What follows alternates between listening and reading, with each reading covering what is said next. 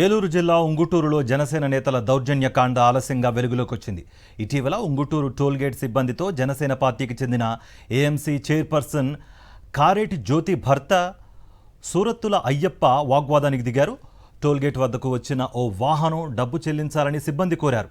దానికి నిరాకరించడంతో వాహనాన్ని అక్కడే నిలిపివేశారు. ఈ విషయం తెలుసుకున్న అయ్యప్ప బైక్పై అక్కడికి చేరుకుని గేటును బలవంతంగా తోసేశారు. డబ్బు చెల్లించకుండానే వాహనాన్ని పంపించేశారు.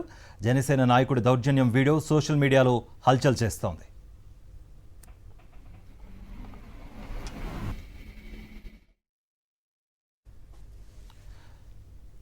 జనసేన నేత దౌర్జన్యకాండపై మరింత సమాచారం మా ప్రతినిధి పోతరాజు అందిస్తారు. పోతరాజు,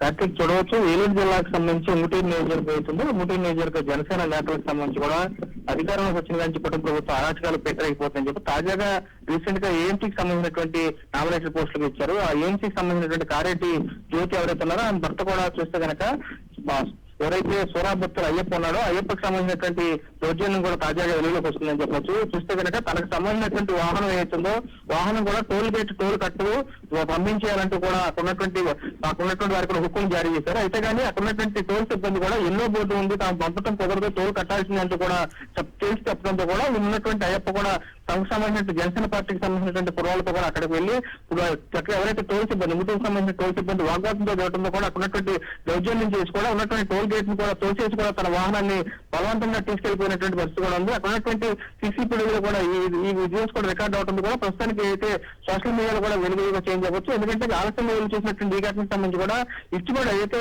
ఏఎంసీకి సంబంధించిన నామినేట్ పోస్ట్ ఇచ్చి 2 నెలలు కూడా గడవక ముందు కూడా ఇక్కడ ఉన్నటువంటి ఏఎంసీ భర్త కూడా దౌర్జన్యకాండ చేయడం పట్ల అక్కడ ఉన్నటువంటి స్థానికులు కూడా చర్చించినటువంటి పరిస్థితి కూడా కనపడుతుంది. దీనిపై కూడా ఏదైతే ఉన్నటువంటి టోల్ సిబ్బంది కానీ వీరు కానీ ఇప్పటి వరకు కూడా నాయకులకు సంబంధించిన వీరి మీద కూడా ఫిర్యాదు కూడా చేపట్టడం కూడా చర్చనీయాంశంగా మారింది. కార్తీక్, రైట్ పోతరాజు.